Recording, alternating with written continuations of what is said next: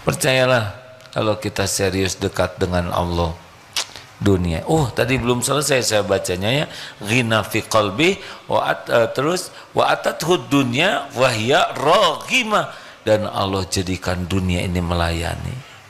Jadi ngejar. Gini, ini dunia tuh milik Allah, betul tidak? Allah tahu kita mengabdi kepada Dia. Allah tahu nih hati kita ke Allah, tubuh kita dijaga supaya Allah suka. Atau dunia tinggal melayani kita, nggak ada susahnya sama sekali.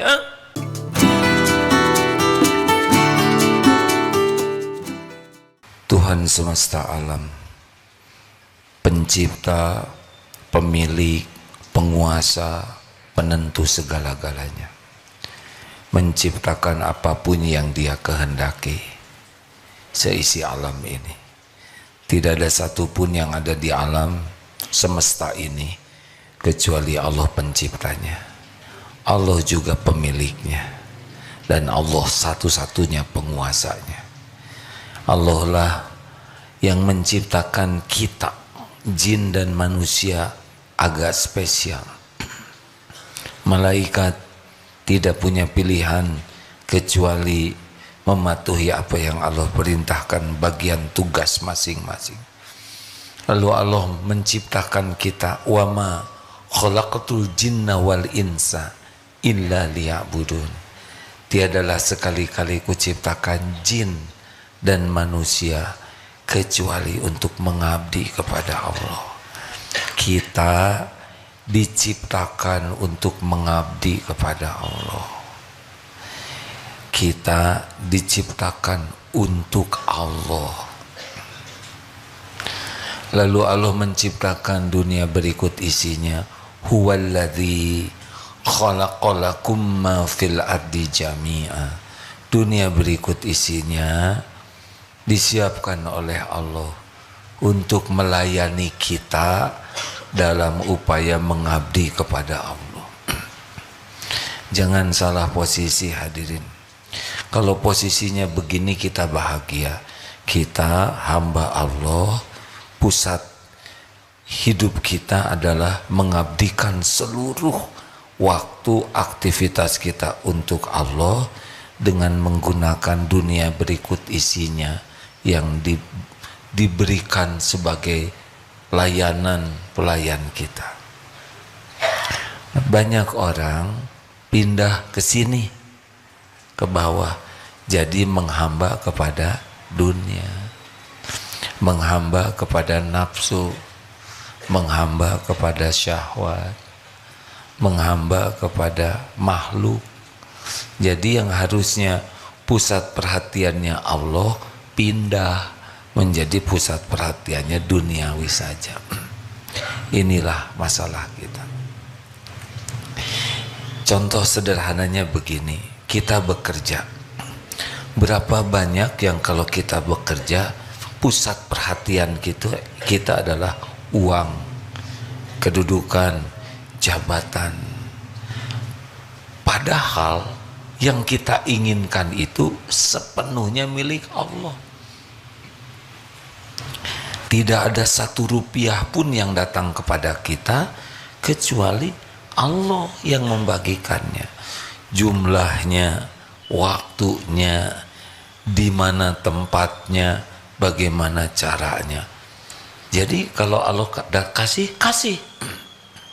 Kalau Allah tahan, tahan. Kalau Allah lapangkan, lapang. Kalau Allah sempitkan, sempit. Tidak bisa diakali.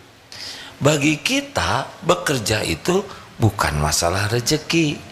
Wabtaghu min fadlillah, amal soleh. Jadi kita bekerja itu benar-benar, ya Allah, Engkau takdirkan saya bekerja, misal di Darut Tauhid dan semua divisinya.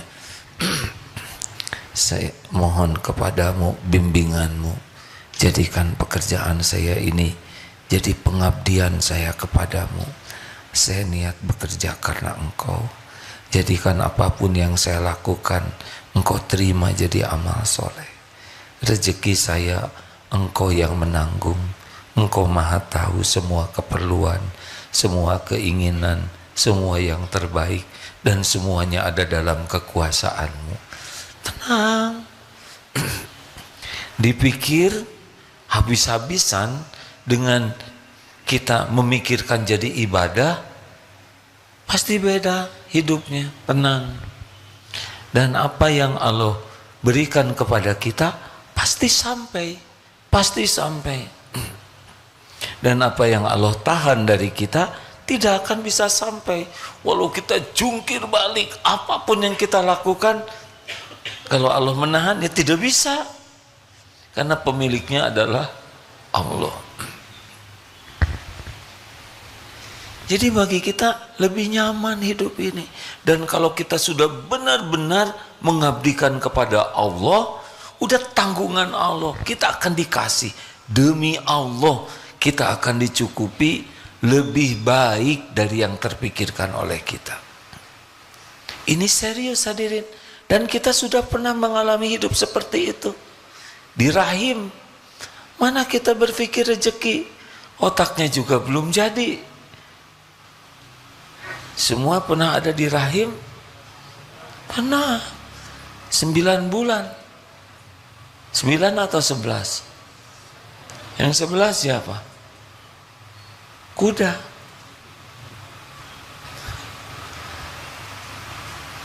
Cukup. Tanpa mikir rezeki, tanpa minta, tanpa tahu. Keluar ke dunia jadi bayi. Tidak ada tenaga, tidak ada ilmu, bisanya cuma nangis. Kuda lahir, langsung belajar berdiri, bisa jalan. Kita 10 bulan, 11 bulan. Harusnya kalau mau stres dulu waktu bayi. Sekarang kita punya ilmu, tenaga, panca indera lengkap, relasi, pengalaman. Apa yang harus membuat kita stres? Gak ada. Kalau urusan dunia, ya. Jadi sekali lagi, kita ini ciptaan Allah, diciptakan untuk Allah. Maka pusat perhatian kita, pikiran, hati, ke Allah. Misal urusan dengan rezeki, ya rezeki itu semuanya milik Allah, dikuasai oleh Allah sepenuhnya, dibagikannya juga oleh Allah lewat siapa yang Allah kehendaki. Jadi harusnya kalau sudah ingat rezeki, langsung ingat pemiliknya. Benar? Itu yang benar. Terus kita kalau mau minta, minta ke pemiliknya. Walaupun sebetulnya Allah sudah sangat tahu keperluan kita. Kontrakan habis, ya, uang belanja sudah menipis, buat bayar anak sekolah, listrik. Tidak ada yang tidak diketahui Allah. Kenapa dong Allah nggak ngasih? Pasti ada hikmahnya. Kalau Allah mau ngasih, penjahat juga dikasih. Semuanya Allah yang ngasih.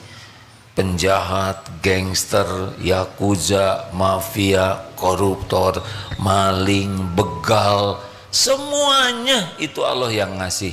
Cuma tidak dikasih keberkahannya. Pasti sengsara. Pasti itu hadirin. Jadi setiap menjemput rezeki tidak dengan niat dan cara yang disukai Allah, cabut barokahnya. Nanti 3 cirinya apa? GTA. Apa GTA? Kalau tiada akhir, selalu cemas dengan yang belum terjadi. Kemudian sedih, kecewa, sakit hati dengan yang sudah terjadi. Jadi kedepannya cemas, tiap mikir nanti, besok, lusa, cemas, karena nggak ada Allah di sana. Kalau pusat perhatiannya ke Allah, nanti siapa yang menguasai? Jawab. Besok siapa yang menguasai? Masa depan kita siapa yang menguasai? Allah. Orang yang kurang keyakinan, tiap ingat yang sudah tuh sedih, kecewa, sakit, dendam. Kenapa? Karena tidak yakin bahwa yang sudah berlalu itu memang takdir yang harus dijalani. Udah terjadi, memang itu garisnya. Sudah, tinggal ridho terhadap takdir, tobat. Terhadap yang akan datang, tinggal sempurnakan hari ini, baik sangka, ikhtiar, doa, tawakal. Udah, mau diapakan saja kita besok lusa, gak ada masalah. Ada Allah yang maha baik. Kita itu milik Allah. Kita itu di dalam genggaman Allah. Tidak ada satupun yang bisa menimpa kita tanpa izin Allah, baik nikmat maupun musibah. Ini kalau pusat perhatiannya Allah. Kalau enggak capek. Ke depan cemas, yang lalu sedih, kecewa, dan yang sekarang apa? Ribet, capek. Jadi kalau kita enggak ke Allah tujuannya, udah pasti ribet. Bacakan hadisnya ya. Rasulullah Shallallahu Alaihi Wasallam bersabda, "Man kanatid dunya hammahu, farraqallahu alaihi amrah." Barang siapa yang fokusnya dunia saja, tujuannya dunia, maka Allah akan mencerai-beraikan urusannya. Dengan kata lain, ribet saja. Yang kedua, waja'ala faqrahu baina ainai.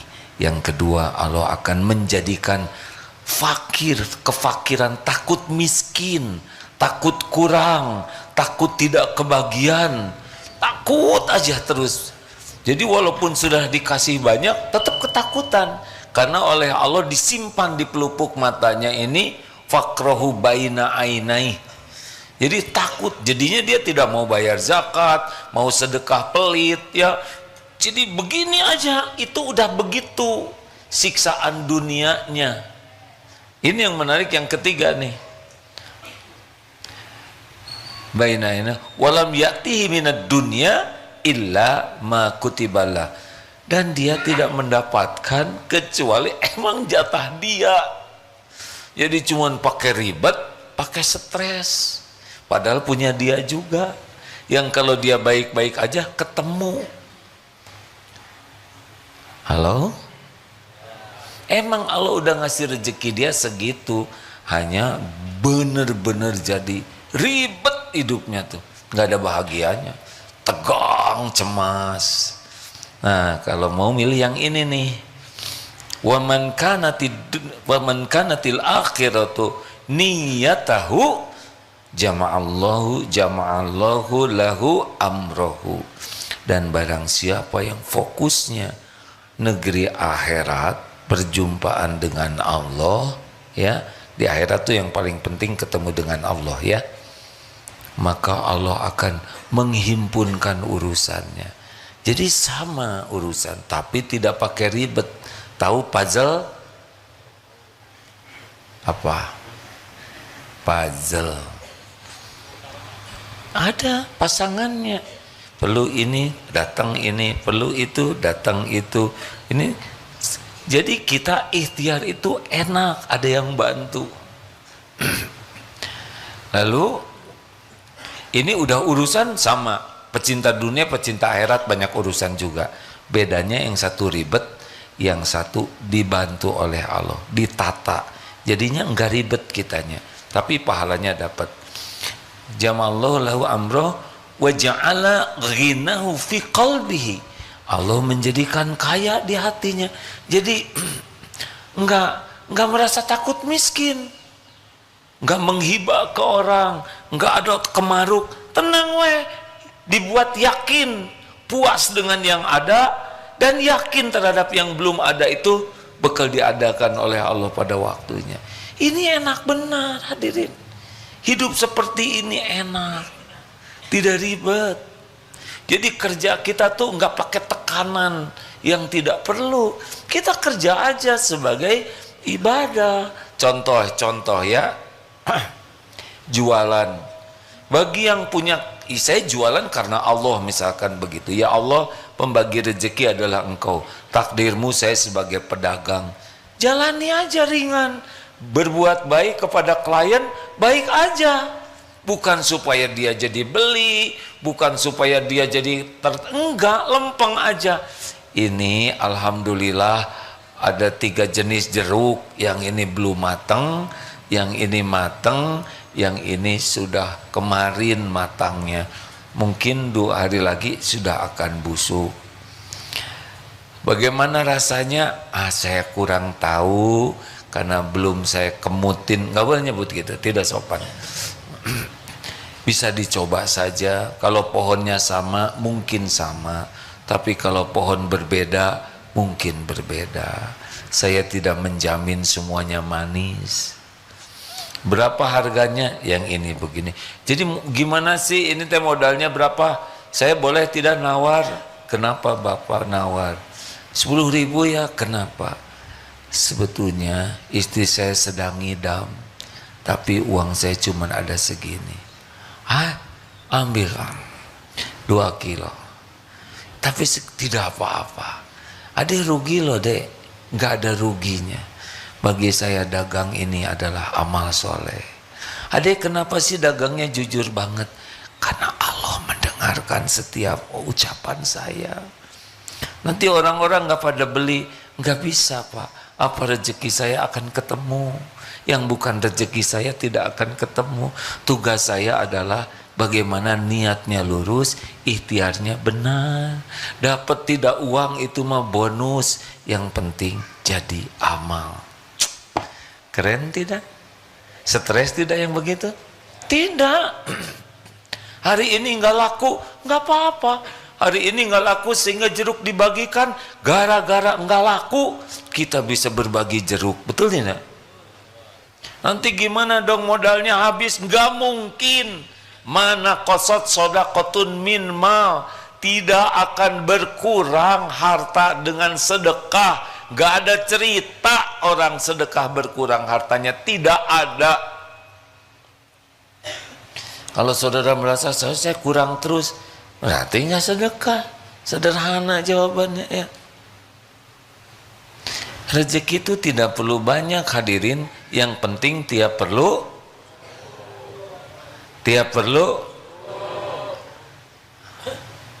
Lagi nyari sasaran nih. Ini santri baru. Nggak apa-apa beliau tahajudnya kepanjangan. Nggak apa-apa nak. Namanya juga ngantuk ya. Jadi santri mah nggak punya pilihan. Yang penting rezeki itu tiap perlu cukup, bukan ada. Ada juga nggak cukup mah stres. Tenang aja. Sekarang contoh ingin nikah, bukan saya ya. Takut dipotong-potong. Coba mau nikah, itu fokusnya ke siapa?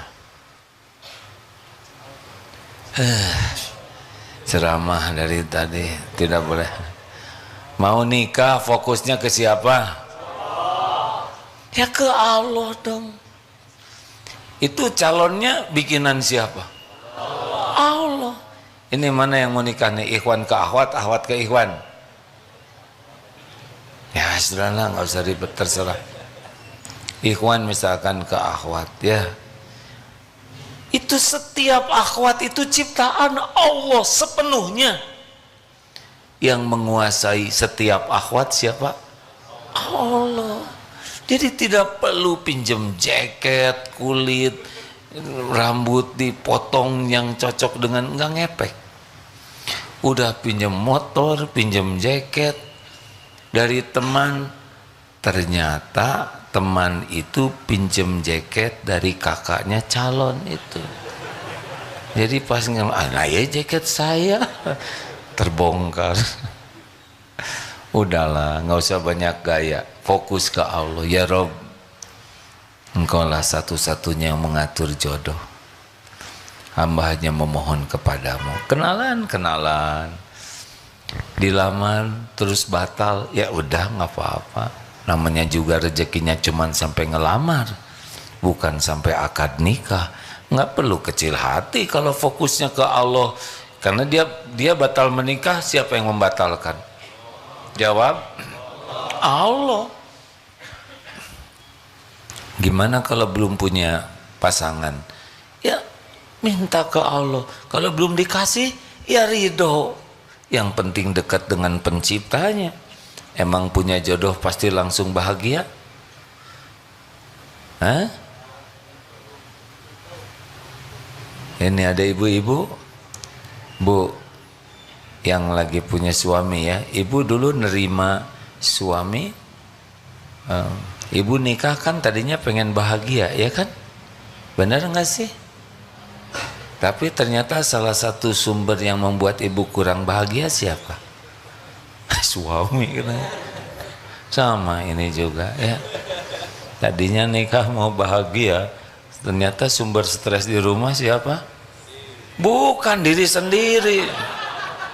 Kenapa istri dan suami stres? Karena fokusnya bukan ke Allah. Suami fokusnya ke istri, berharapnya dari istri, takutnya dari istri. Udah pasti nggak normal hidupnya. Kalau diniatkan, ya Allah ini adalah pendamping hidup amanahmu, saya melakukan yang terbaik, semoga engkau ridho. Saya baik ke istri, semoga engkau ridho. Saya baik ke anak, semoga engkau ridho. Saya bekerja, semoga engkau ridho. Saya nafkahi keluarga, uangnya juga darimu, semoga engkau ridho. Nggak ada yang dicari selain Allah. Kebaikan pendamping hidup disyukuri. Kenapa? Allah nyuruh. Kekurangan pendamping kita sabar. Itu juga amal. Jadi masalah kita tuh bukan ke Allah fokusnya, ke pembeli, ke calon, ke pendamping, ke anak, ke atasan, iya kan? Ayo jujur, kita dandan juga fokusnya tuh penilaian orang, bukan penilaian Allah. Kita beli barang, fokusnya barang, pengen dipuji orang, bukan dipuji Allah. Betul tidak? Hah? Bu, nggak ada ibu-ibu di sini. Adakah? Nggak mau nanya ini. Takut bikin tertekan ibu-ibu. Bu, khusyuan mana? Dandan atau sholat? Ya udah segitu aja. Berarti kan itu masalah fokus, ya kan? Apakah boleh wanita ingin kelihatan cantik? Boleh? Yang tidak boleh apa? Lelaki yang kelihatan cantik. Jadi wanita ingin kelihatan cantik memang fitrahnya. Jadi boleh. Untuk siapa? Nah, SMP ngomong suami ha. Untuk suami siapa?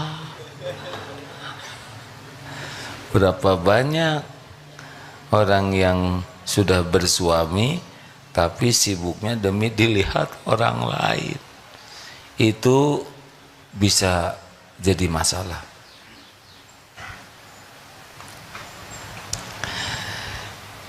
Fokusnya ke Allah. Contoh ceramah ini,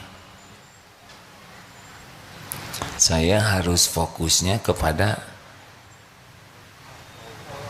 siapa? Jawab, ke Allah harusnya ya.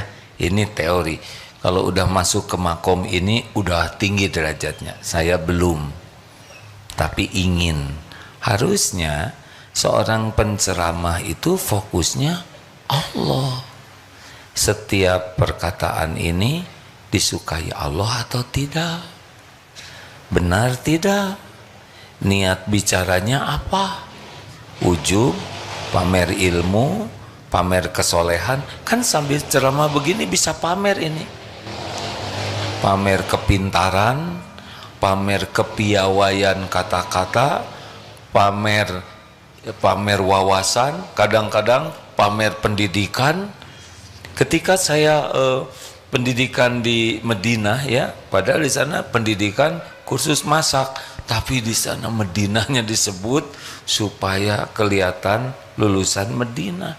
Jadi dalam bicara ini, kalau tujuannya makhluk ingin dipuji oleh jamaah, ingin diakui oleh jamaah, kepinterannya, ibadahnya, wawasannya, kesolehannya, hafalannya, ini mungkin jamaah dibuat ada yang tertarik, tapi Allah tidak tertarik pasti. Ini bukan untukku, bukan untuk Allah. Jadi tidak perlu tuh ceramah hebat-hebat, bombastis supaya orang kagum. Ceramah ya jaga saja niatnya, jaga kata-katanya supaya yang maha mendengar Allah suka. Selebihnya yang memasukkan ke hati itu adalah Allah, bukan penceramah. Saya bisa mengubah siapa? Mengubah diri aja nggak bisa. Allah. Anak. Nah, ini belum punya anak sebagian. Gimana ke anak? Mata ke anak, hati ke Allah. Ini anak ciptaan Allah, ingin anak soleh, fokus saja bagaimana menyolehkan anak, capek. Gak bisa kita menyolehkan anak. Fokus ke Allah. Ini anak ciptaan Allah, ini anak milik Allah, ini anak setiap saat digenggam oleh Allah, yang membulak-balik hati anak ini hanya Allah, yang kuasa menyolehkan hanya Allah. Ini fokus ke Allah. Jadi apa yang kita lakukan? Tobat. Ya Allah, ampun, saya belum jadi orang tua yang benar. Engkau saksikan kelakuan saya jauh daripada nasihat-nasihat saya. Tidak ada yang tersembunyi bagimu ya Allah.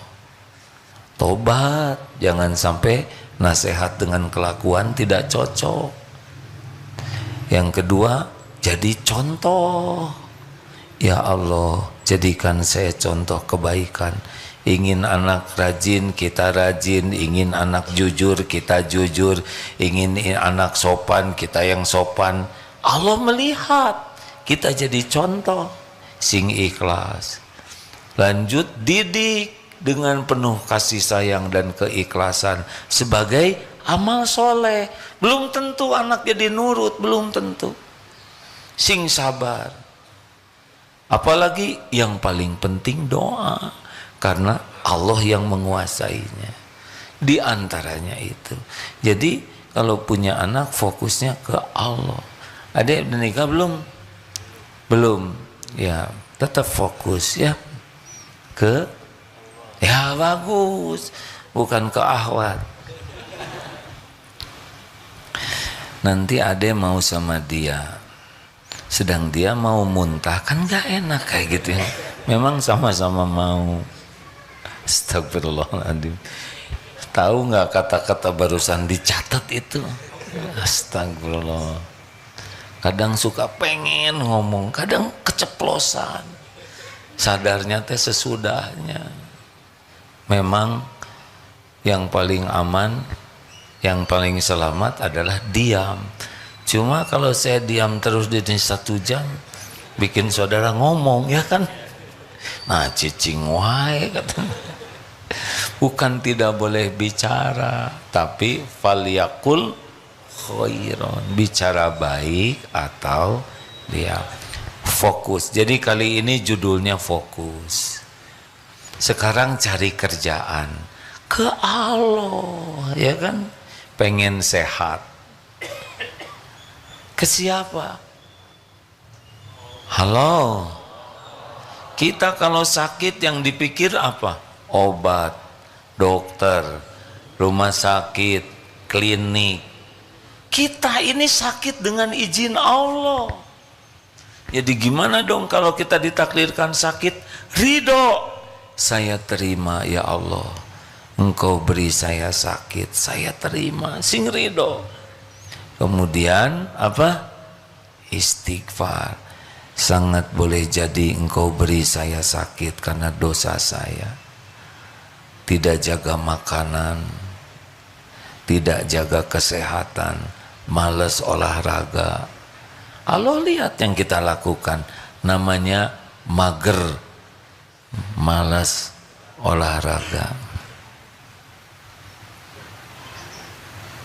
Makan jaramba, sudah kenyang tambah terus, tidak hati-hati, tidur ngalong, tidak disiplin untuk jaga tidur. Allah lihat, minum sesukanya, makan sesukanya, Allah lihat. Tubuh ini milik Allah, tidak diurus oleh kita, toel, kasih penyakit. Ya, mikir semua. Jadi cara yang menghilangkannya bagaimana? Pertama ridho, yang kedua tobat, harus tobat kalau sakit. Yang ketiga apa? Syukur dulu. Kalau sakit gigi satu, maka yang disyukurin banyak. Jangan sampai satuan, misalkan di sini di ujung hidung jerawat, itu aja yang dipikir, seakan-akan diri kita hanya sebuah jerawat. Kita syukuri kesehatan yang lain, mata, telinga, kepala, pundak, lutut, kaki. Alhamdulillah, terima kasih ya Allah, semuanya engkau sehatkan. Adapun yang sakit ini pasti ada hikmahnya, apapun yang engkau takdirkan pasti terbaik. Saya mohon ampunanmu ya Allah, tidak menjaga tubuh ini sebaik-baiknya. Ya Allah, bimbing, baru sempurnakan ikhtiar dan doa. Pergi ke dokter, jangan menuhankan dokter. Dokter itu mah mustajab, baru ketemu aja langsung sehat, mustahil. Ikhtiar ke dokter. Dan kalau ke dokter jangan menghibah. Dokter, hanya dokter yang bisa menyembuhkan saya. Tidak boleh. Dok, qadarullah saya diberikan sakit ini, insya Allah ada hikmahnya. Saya ridho dengan ujian sakit ini, tapi karena disuruh ikhtiar, saya sempurnakan ikhtiar. Apa penyebabnya, syariatnya, saya harus bagaimana, makan obat apa. Ketika makan obat, dengar, bagaimana? Dimasukkan ke mulut, ya namanya juga makan. Doa, ya Allah, saya minum obat ini, semoga engkau catatkan jadi amal soleh. Obat ini tidak menyembuhkan sama sekali, hanya engkau yang maha menyembuhkan. Semoga obat ini jadi jalan kesembuhan darimu. Jadi makan obat juga Allah fokusnya. Jelas tidak hadirin? Enak kalau fokus ke Allah terus. Yang sakit dua, kita dan dia, obatnya sama, dirawatnya sama, rumah sakit sama, sebelahan malah tempat tidurnya, dokternya sama, perawatnya sama. Dia sembuh, kita belum sembuh, fokus kemana? Allah. Nah, itu enggak boleh nahan. Mungkin Allah lebih menginginkan kita lebih banyak lagi yang dihapuskan dosanya. Tenang, pas keluar dari rumah sakit ternyata biayanya mahal, BPJS tidak mencukupi, harus jual motor, jual mobil, bagaimana? Fokus kemana? Jawab, gimana fokus ke Allahnya?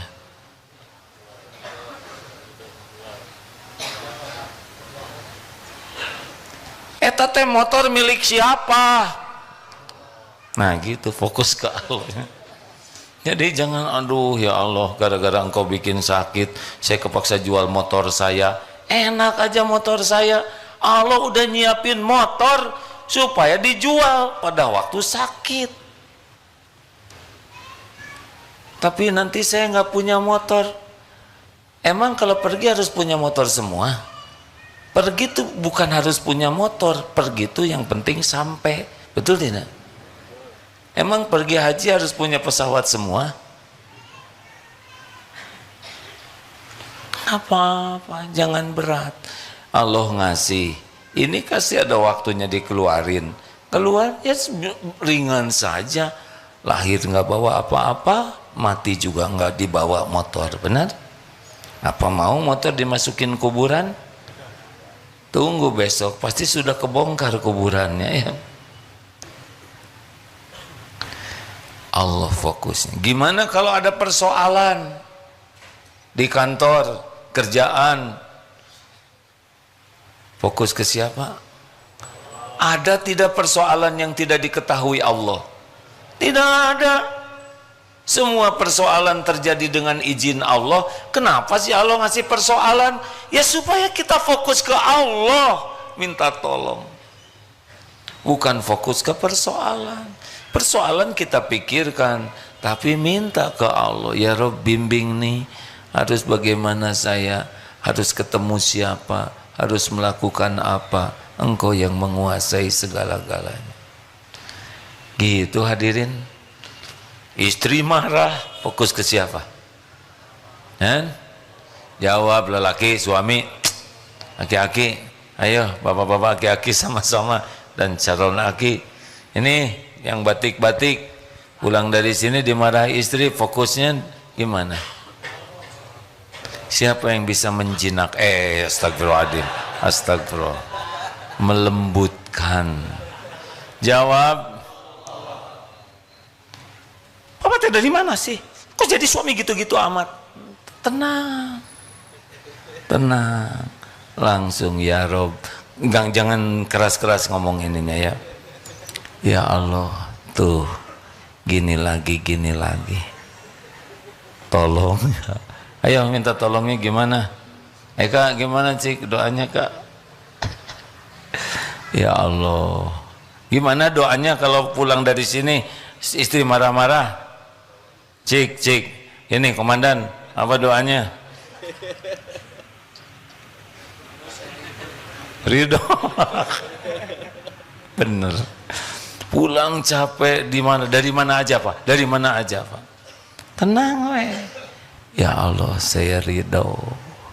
Ujian ini terjadi dengan izin-Mu. Yang kedua, ampun, benar, ampun ya Allah.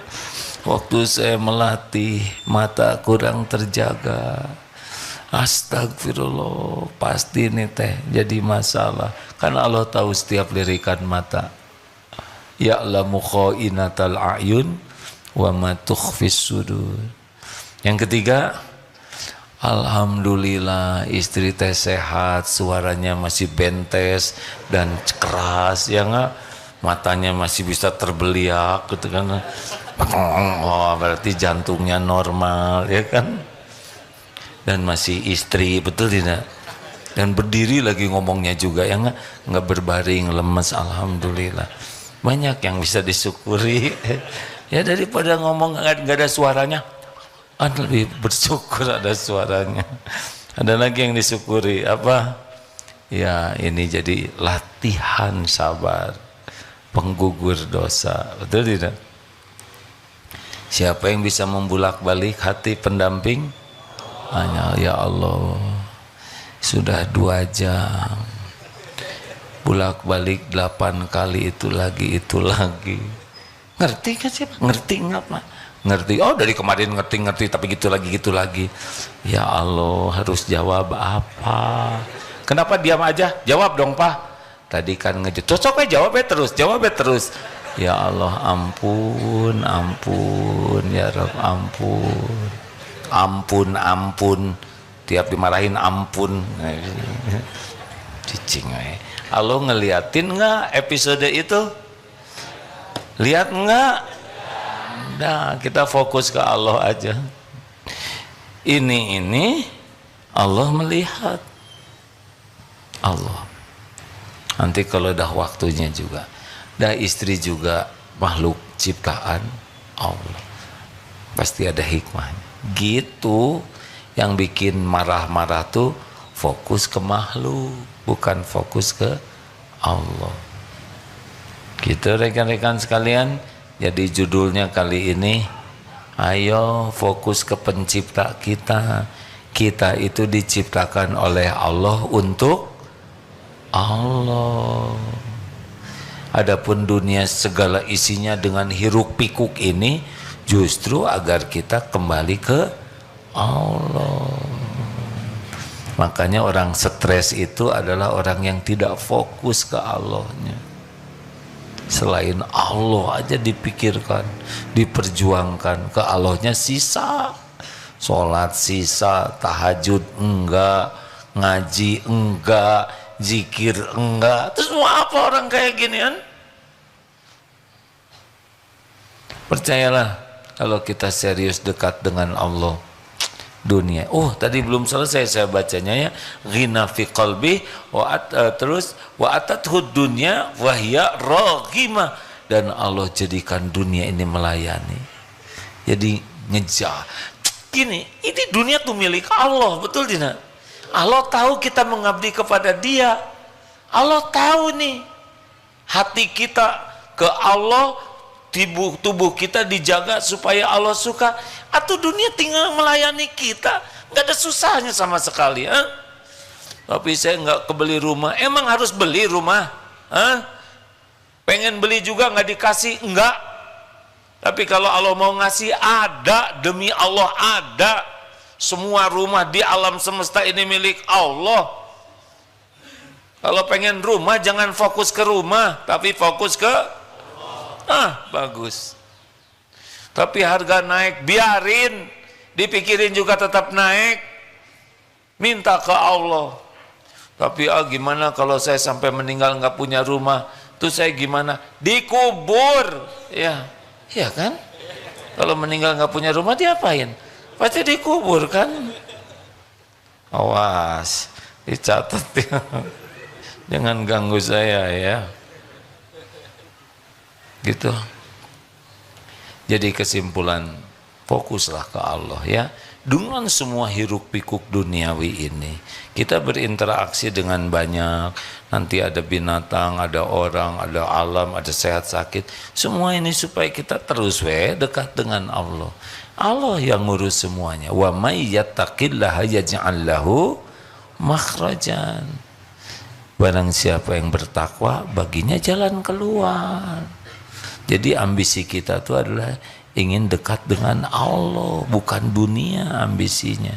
Nanti dunia dikasih yang cocok lah, yang aman, yang kitanya namanya berkah. Berkah itu mengandung kebaikan yang banyak bagi diri, bagi orang lain, bagi akal, bagi hati, bagi tubuh, bagi ibadah kita, bagi kehidupan dunia, bagi alam barzah, bagi akhirat. Itu berkah namanya. Kita mah tenang ya. Beneran ini hadirin. Rasulullah juga begitu, fokusnya ke Allah semuanya. Gitu. Ada pertanyaan? Jangan mempersulit orang lain. Adik pramuka dari mana ini? STAI. Masya Allah. Apa ini? Siaga, penggalang. Apa sih kalau udah besar teh? Kan? Bantara. Oh ada lagi. Ya udahlah, nggak apa-apa.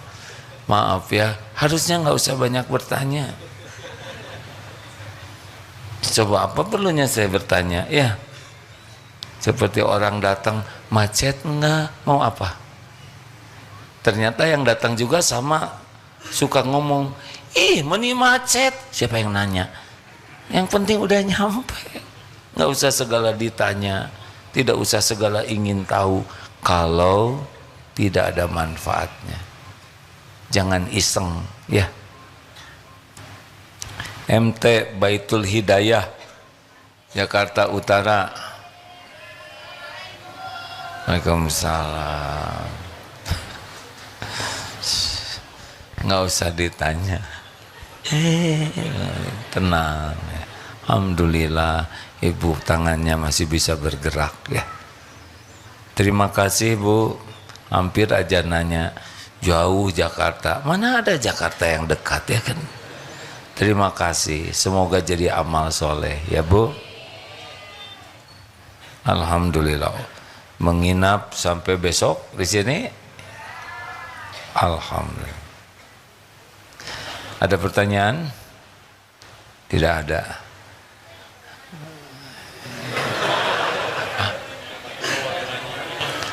Memang bukan tidak boleh nanya, perlu tidak. Kalau perlu tanya.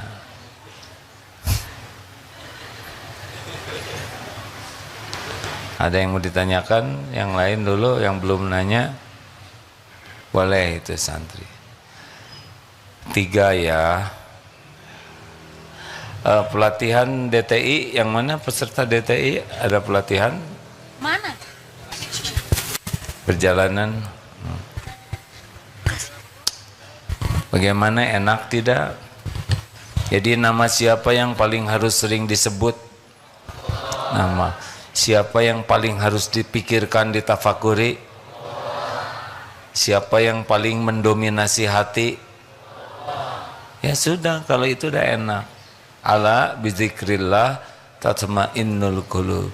Camkan, hanya dengan mengingat Allah hatimu akan tentram. Nggak ada yang punya semua, yang kita ingin apapun pasti yang kita inginkan itu milik Allah. Nggak ada selain Allah yang memiliki. Kita ingin apapun itu bisa terjadi itu hanya dengan izin Allah.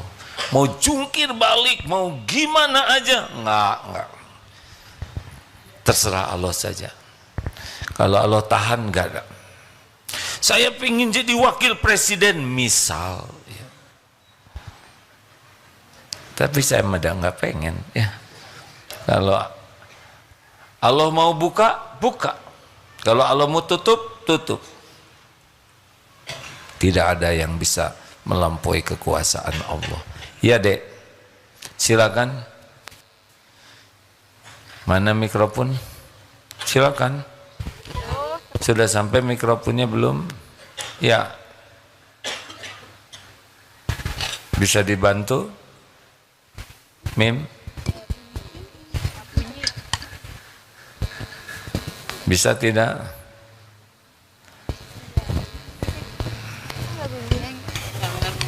Nah kalau gini-gini ya, mikrofon belum nyala, saudara nggak usah banyak pikiran dan tahu juga enggak mikrofon di mana. Lebih baik doakan aja ya Allah. Cek. Iya silakan. Bismillah, assalamualaikum. Waalaikumsalam warahmatullahi wabarakatuh. Sebelumnya saya dari SMP Darut Tauhid Boarding School Putri, izin bertanya. Silakan. Jadi di masa SMP ini tuh pasti banyak masalah dan juga beberapa hal yang bikin kita tuh lupa sama Allah. Nah, gimana caranya supaya kita tuh bisa meningkatkan iman dan juga lebih percaya kepada Allah gitu. Terima kasih. Ya, bagaimana yang dirasakan ikut pengajian ini, Nak? Alhamdulillah, jadi makin tersadarkan. Ada manfaatnya pengajian seperti ini? Ada, alhamdulillah. Asa kenal suara ini. Kenapa jadi AA bukan Abah? Enggak apa-apa. Kan lagi jadi santri.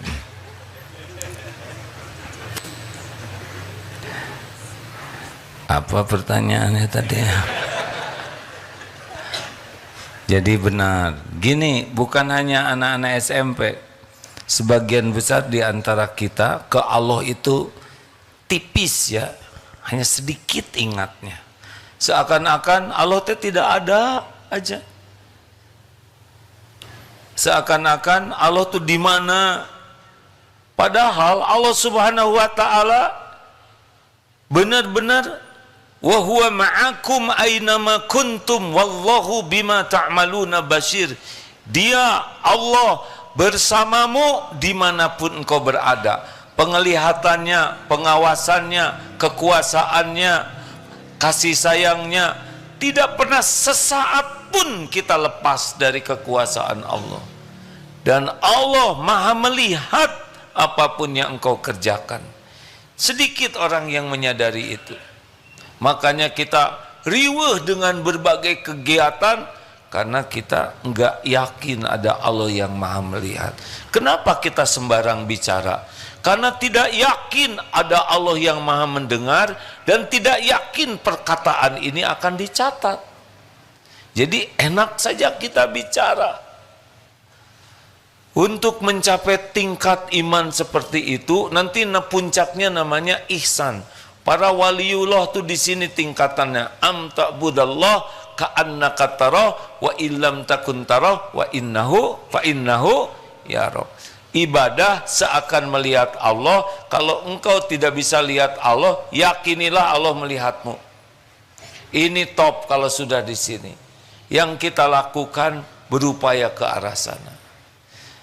Jadi harus pertamanya minta ke Allah supaya kita termasuk ahlul yakin. Di antara doanya, Allahumma inni as'aluka imanan kamilan. Ya Allah berikan kepada saya ya Allah hamba mohon padamu iman yang sempurna. Wa yaqinan shadiqan, keyakinan yang benar. Wa qalban khasyian, hati yang khusyuk kepadamu. Wa lisanan zakiran, dan lisan. Ada banyak doa lainnya, tapi saya senang doa ini karena bulat lah ya. Iman sempurna, keyakinannya benar, hatinya khusyuk, lisan menyebut Allah, wa amalan mutaqabbalan, dan semua perilaku kita jadi amal yang diterima. Ini paten doa ini. Yang dua, ilmu. Harus belajar. Karena kalau udah bicara iman itu pasti ilmu.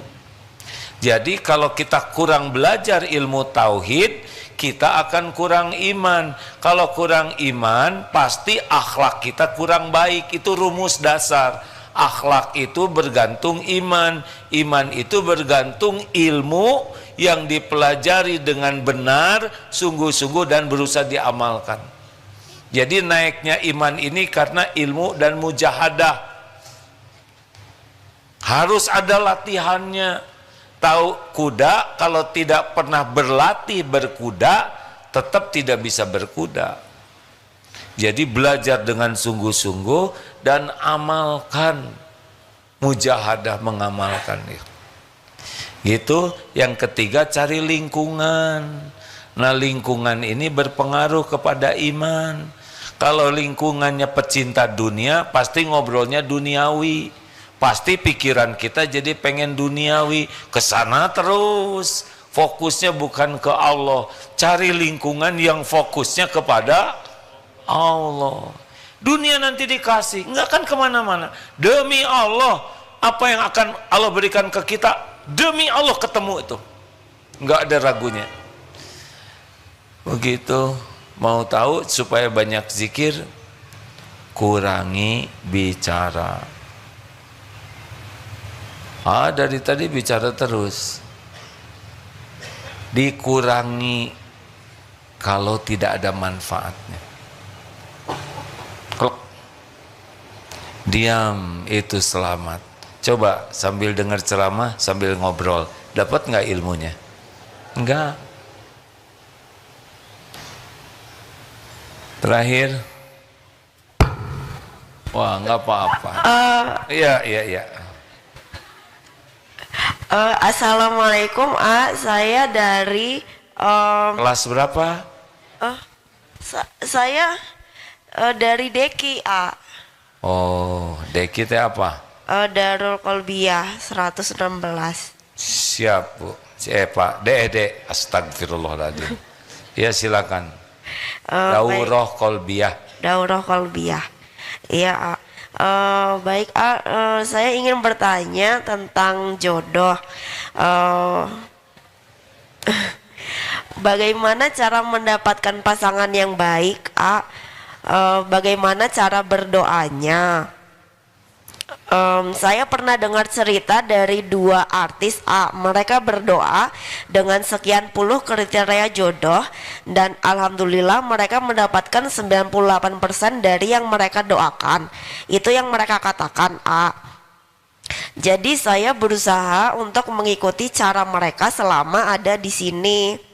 Siapa artis? Iya. Oh. Jadi selama di sini yang ditiru artis. Kalau artisnya contohnya dari Rasulullah bagus. Tidak berarti jelek, tapi artisnya niru siapa? Kurang tahu, A. Baik. Jadi sekarang gimana? Yang ingin saya tanyakan, bolehkah saya berdoa sedetail itu terkait kriteria jodoh? Jadi, saya detail gitu permintaannya. iya, A. Tinggi badan berapa? Ukuran hidung, warna kulit gitu? Lebih ke sifat, A. Oh, sifat. Baik. Iya. Boleh saya jawab? Iya, A. Tapi saya takut terlalu banyak permintaan kepada Allah.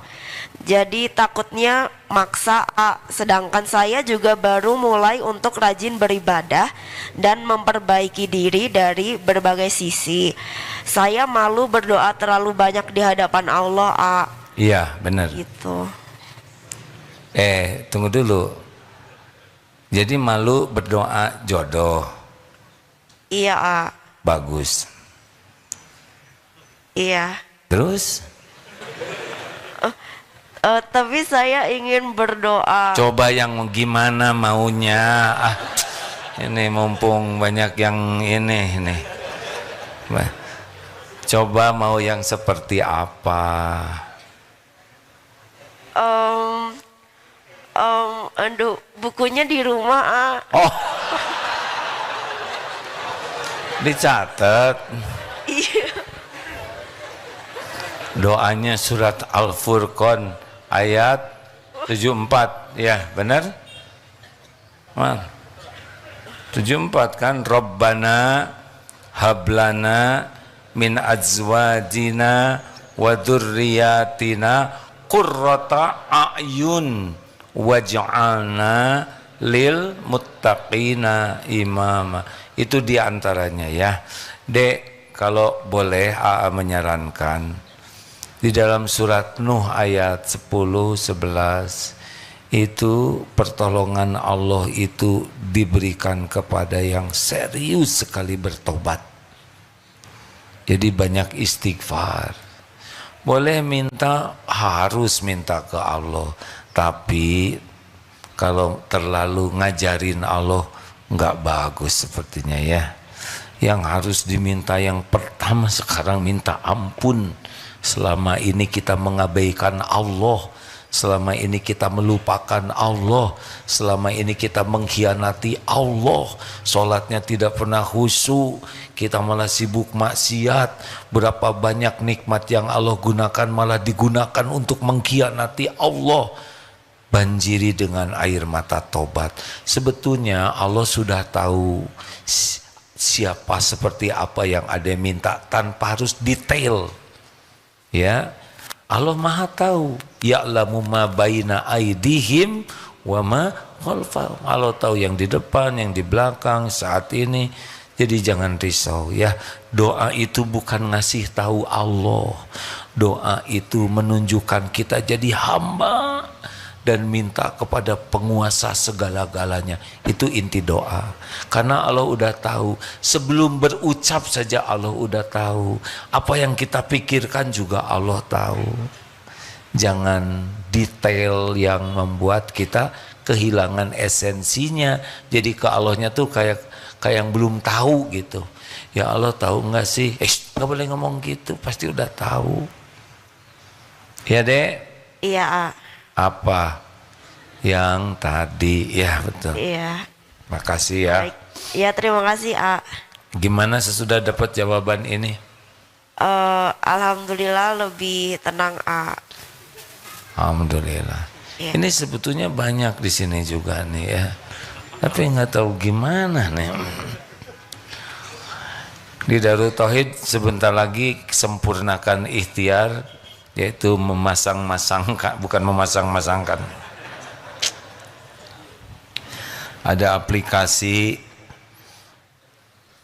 yang mudah-mudahan jadi jalan ketemunya jodohnya. Ikut aja nanti aplikasi itu, Dek. Namanya apa? Apakah engkau jodohku?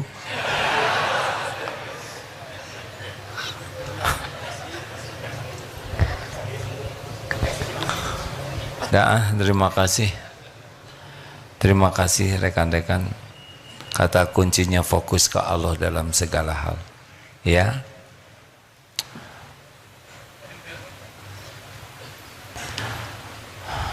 Allah pemilik segala-galanya.